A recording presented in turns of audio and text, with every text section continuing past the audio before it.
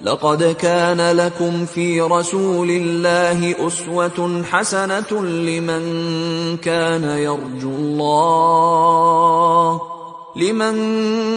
يرجو الله واليوم الآخر وذكر الله كثيرا.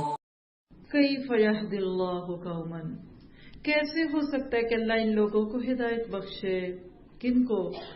کفروا بعد ایمانہم وشہدوا ان رسول حق وجاہم البینات، جنہوں نے نعمت ایمان پا لینے کے بعد پھر کفر اختیار کیا. یہ کون ہے؟ کبھی آپ نے سنا کہ کوئی مسلمان تھا اور پھر کافر ہو گیا؟ آٹے میں نمک کے برابر. پر اس آیت سے تو لگتا ہے بہت سے.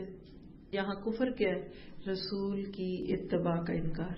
نام کا اسلام، نماز اسلام کی، روزہ اسلام کا، حج اسلام کا، پر طریقہ زندگی نہیں رسول سے مختلف.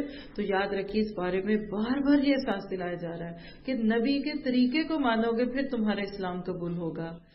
صلی اللہ علی محمد صلی اللہ علیہ وسلم.